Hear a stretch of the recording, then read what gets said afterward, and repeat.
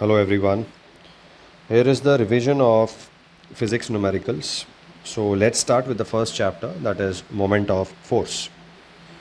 First of all, let's write the formulas needed for this particular chapter. So the formula of moment of force is moment of force is equal to force multiplied by perpendicular distance. That's very important. Perpendicular distance. Hence I can write it as moment of force is equal to F into R, where F is force and R is perpendicular distance of force from the axis, from the fulcrum. Force has units Newton, distance unit is meter, therefore the SI unit of moment of force is Newton meter. And CGS unit will be dyne centimeter. So what is the relationship between SI and CGS units? So let us write that. 1 Newton meter is equal to 10 raised to 7 dyne centimeter. Now in terms of kgf and gram force, that also we should know. So what is the relationship between them? Let me write. 1 kgf meter is equal to 9.8 Newton meters. Here we have assumed that the value of G is 9.8. Similarly, 1 gram for centimeter. 1 gram for centimeter will be equal to 980 dyne centimeter. Now let us talk about the direction, clockwise and anti-clockwise moments. Anti-clockwise moment is taken as positive and clockwise moment is taken as negative. Let me draw and show you. Let us solve the sums. Here is a question where you have to push the roller and raise it on the pavement XY. So I will redraw the diagram and then I will mark on that diagram the minimum force needed. So here is the roller. If you see carefully, it is resting at this particular point. So this is the fulcrum. Now let me mark the longest distance. Longest distance in a circle is the diameter. So here I have marked the diameter in red color. Now perpendicular direction mein I'll be marking the force. So that will be the minimum force needed. So if I push the roller by applying a force F like this, it will be the minimum force needed. Why is it minimum force? Because the reason is it is at the longest distance and perpendicular. So that's the answer. Next question. The moment of force of 10 newtons about a fixed point O is 5 Newton meters. So let us write the formula first of all. Formula is moment of force is equal to F into R. Given to you, moment of force is 5 Newton meters. Force of 10 Newton meters, how much will be the value of R? Very simple. So R is nothing but equal to 5 by 10, hence R will be 0.5 meters. So this was the first one. Second one, nut is opened by a wrench of length 10 centimeters. First step, see to that the units are SI. So converting this into SI unit, 10 centimeters is 0.1 meters and the force needed given to you is 5 newtons. Find the moment of force. Very simple question. So moment of force will be F into R once again. Force is 5 newtons into 0.1. So the answer is 0.5 Newton meter. Question number 3. Have a look at the diagram carefully. There are two parts to it. Calculate the moment of force about the center O. And the second part is about the point A. So when they say about the center O, that means that is the fulcrum. So right now forget about point A completely. So have a look at the diagram carefully. As I told you, forget about point A. We are doing the first part, that is about center O. Moment of force about center O. So how much is the perpendicular distance from the force and the axis? Diameter is 2 meters. So therefore this will be 1 meter. So using this, moment of force is equal to force into perpendicular distance. Force is 2 newtons, distance is 1 meter, hence the answer is 2 Newton meter. But this time The answer is incomplete because you have to tell me now in which direction it is going to rotate. This force, it is going to rotate the object in which direction? It is going to rotate like this. So that is which, anti-clockwise or clockwise? So this is clockwise direction. Hence, I will have to mention over here in the brackets clockwise.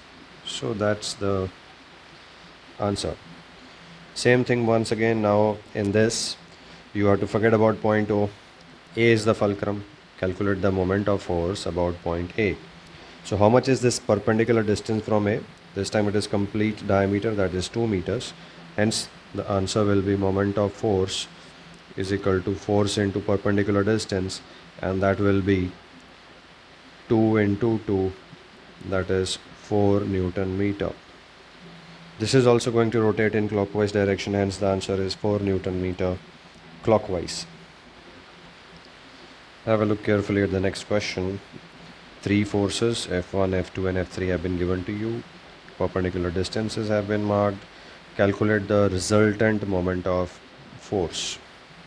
So one by one. So we'll start with force F1, then F2 and then F3. So moment of force F1 will be F1 R1. So F1 is 10 newtons. R1 is AE. AE is how much given to you? 2. So the answer will be 20 Newton meter. This time I will be using the sign plus minus. So instead of writing clockwise, anti-clockwise, we can write sign also. So leaving some space for that. So which direction where this force F1 is going to rotate this object? It is going to rotate it in this direction. What is this direction? Clockwise. Hence clockwise is minus. So the moment of force of F1 is minus 20 Newton meter. Now moment of force F2. It will be F2 into R2. Now have a look at the perpendicular distance. The perpendicular distance is 0. Why sir 0? Because it is acting on the fulcrum. Have a look carefully. This force is acting exactly on the fulcrum. So that is why it is 0. The answer is 0. Now moment of force F3 will be F3 into R3. F3 is given to you 30 newtons. And what is the perpendicular distance? AD. And AD is given to you 6 meters. So 3 6 are 18. So answer is 180 Newton meter. But now the direction, it is going to rotate in this direction, which is anti-clockwise. So therefore plus. Question asked is, what is the resultant moment of force? So let me write that. So finally resultant means sum of all these. So resultant moment of force will be 180 minus 20, that is plus 160 Newton meter. What is the meaning of plus 160? Plus 160 means 160 Newton meter in anti-clockwise direction. Next is uniform meter rule balances. So what is the meaning of uniform meter rule? Uniform meter rules a rule of 1 meter length. See how I'm drawing. I'm not drawing it straight. Why sir you are not drawing it straight? ध्यान से देखिए. Uniform meter rule 1 meter long. Okay, is balanced on a knife edge at 58 centimeter mark. So I am showing you two options. That's what you should think about when such questions come in exams. Have a look at the diagram towards the left. In both the cases, I have balanced them at 58 centimeter mark. Which one is correct? Which side it should tilt? Why is it tilting? So these are the questions. It is tilting because of someone hanging at 50 centimeter, that is center of gravity, the weight of the rule. So the weight of the rule is over here, over here. So obviously this diagram is wrong. Why is this diagram wrong? If someone is pulling, it should be tilting in that particular direction. So I'll remove this part which is wrong. So let me remove this. Okay, so this is the correct diagram. Now it is balancing at 58 centimeter mark. Now you have to suspend 20 gram force from one end. If I suspend this side, it is already tilting on this side. It is already tilting on this side, so I cannot hang it on this side. So where should I hang it from? Obviously at 100 centimeter mark. But now the diagram is wrong. Once you hang it, it should be straight. So after this, my diagram should be something like this. Redrawing the diagram. So here is the diagram. And right hand side we have suspended how much weight? 20 gram force. So this is my F1, this is my F2, This is my R1 and this is my R2. According to principle of moments, you have to write that F1 R1 will be equal to F2 R2. F1 is W, R1 is 58 minus 50. Remember, the distance is measured from the fulcrum. F2 is 20 and the distance is from the fulcrum 100 minus 58. So it will be W into 8 is equal to 20 into 42. Let me divide this.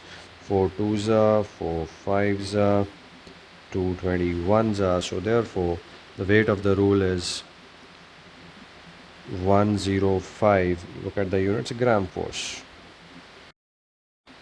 Now in the next question, uniform meter rule of weight 20 gram force is to be balanced by applying a minimum force. Calculate the minimum force. First of all, weight.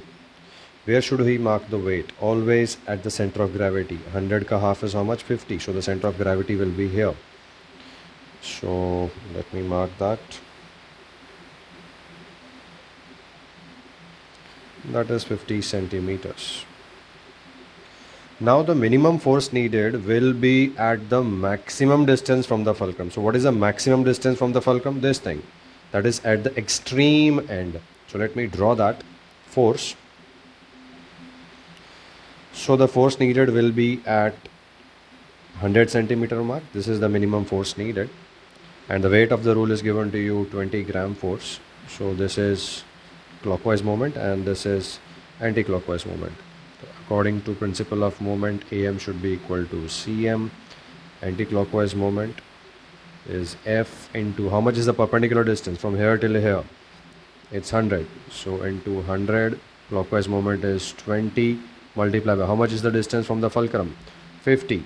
So 20 into 50. So the answer is 10 gram force. So the minimum force needed is 10 gram force at a distance, how much from the fulcrum? 100 centimeters. So the final answer is minimum force needed is 10 gram force at 100 centimeter mark in upward direction. Anyways, don't worry about the final answer writing and all that stuff, because anyways you will be getting 4 options. You just have to tick mark. Now let us deal with the next topic, work by energy. As usual, let me write all the formulas first. Work done is force into displacement. Work done is equal to mgh. Work done is equal to energy, any energy, kinetic or potential energy, any formula you can use. Hence we can write work done or energy is equal to F into S or equal to mgh or equal to half mv square. Depending upon the data, whatever is given to you, accordingly you will be writing the formula. Power is equal to work done upon time. Therefore, I can add one more formula to the work, which can be written as equal to PT. From here, W is equal to PT. So therefore, I can also write these formulas. Power as Fs upon T, mg h upon T, mv square upon T. Half mv square upon T is rarely used, but this formula can be modified further. Can be written as Fs upon T, which can be written as F into V. So power is also equal to force into velocity. Another formulas with respect to efficiency. Efficiency, eta is the symbol of efficiency. Efficiency is equal to power output upon power input. It can also be written as power output upon power rating. Power input has another name. We also call it as power rating. We can also write it as useful power upon power input. Now units. SI unit of work is joules and CGS unit is erg. 1 joule is equal to 10 raised to 7 ergs. SI unit of power is watt. Some more conversions with respect to the units. 1 watt hour is equal to 3600 joules and 1 kilowatt hour is equal to 3.6 into 10 raised to 6 joule. Similarly, 1 megawatt is equal to 10 raised to 6 watts. These are higher units. You can also write in joules also. 1 megajoule is equal to 10 raised to 6 joules. Similarly, 1 gigawatt is equal to 10 raised to 9 watts 1 gigajoule is equal to 10 raised to 9 joules. These are higher units. Power has one more unit, horsepower. 1 horsepower is 343 watts. Sometimes it will be given to you 340 watts. Sometimes it will be given to you 350 watts. So look carefully in the question. Whatever is given, 370 also might be given. So for easy calculations, they will give you a particular value. Look to that carefully, read that carefully, and take only that value. One smaller unit, 1 electron volt is equal to 1.6 into 10 raised to minus 19 joules. It is basically used for atomic particles. So let's solve the sums based on this. But before that, there is one more formula, that is W is equal to Fs cos theta. Theta is the angle between the force and the displacement. Angle between the force and the displacement. Here is the data. Force is 10 kgf, displacement is 0.5 meters, and have a look carefully in the bracket. The value of g is given to you 10. So 10 kgf becomes 10 into 10, that is 100 newtons SI unit. Now the first part in the direction of force. So Fs, so the formula is W is equal to Fs cos theta. In the direction of force, theta is 0 degrees. So force is 100, S is 0.5, and cos 0 degrees. So the answer is 100 into 5 by 10 multiplied by 1. So the answer is 50 joules. Second part, at an angle of 60 degrees. Same formula, W is equal to Fs cos 60 degrees. Same force, 100 newtons.